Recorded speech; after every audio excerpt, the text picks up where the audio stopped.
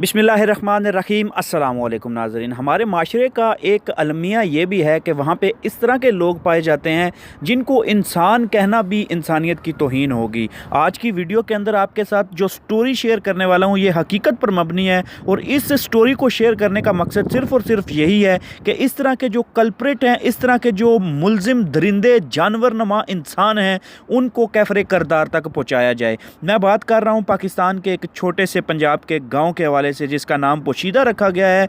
इस गांव के अंदर ये फैमिली जो आप देख रहे हैं, ये एक मजबूर बाप जिसकी आवाज़ में इतना दर्द है कि आप उसको सुनेंगे तो बंदा पहचान जाता है कितने दर्द से ये बंदा बोल रहा है।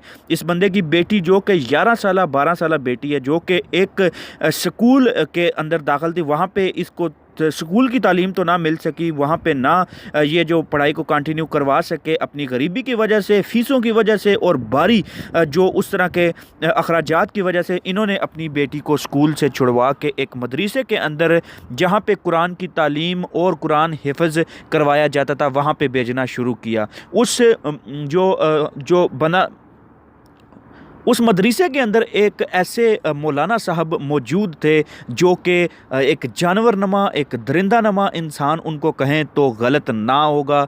उन्होंने इस बच्ची के साथ 3 माह तक ज़्यादती की। वो बच्ची रोज़ाना घर आती, रोए जाती। उसको बेपनाह कोशिशें की गई उनसे पूछने के लिए उस बच्ची से कि क्या है, क्या रीज़न है, क्यों ऐसा बिहेव करती है, क्यों उसका बिहेवियर चेंज है। लेकिन वो बच्ची को धमकियां देता रहा, उसको बताता रहा कि अगर तुमने कुछ ऐसा वैसा अपने माँ बाप के साथ कहा तो मुझसे बुरा कोई नहीं होगा।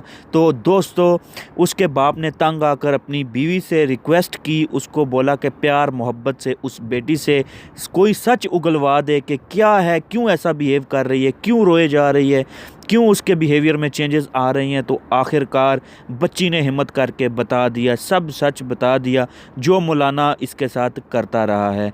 अब उस मौलाना को पुलिस ने गिरफ़्तार किया हुआ है और वो पुलिस की कस्टडी में है। और इस जैसे इंसान को जीने का मेरे ख़्याल में कोई हक़ नहीं होना चाहिए।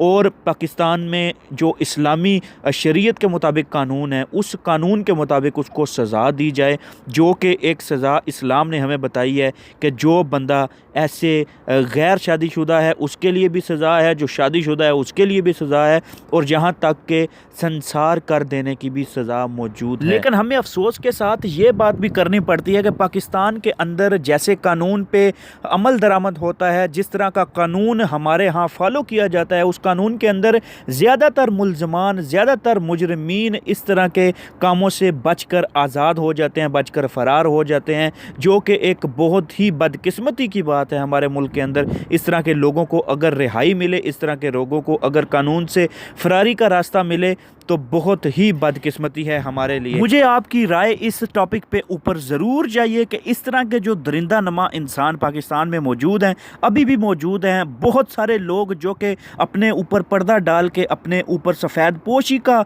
लिबादा ओढ़ के इस तरह के काम कर रहे हैं, उन लोगों को इस तरह की ऐसी इबरतनाक सज़ा देनी चाहिए ताकि वो तमाम दुनिया के लिए, ना सिर्फ पाकिस्तान के लिए बल्कि तमाम दुनिया के लिए एक इबरत का निशान बने।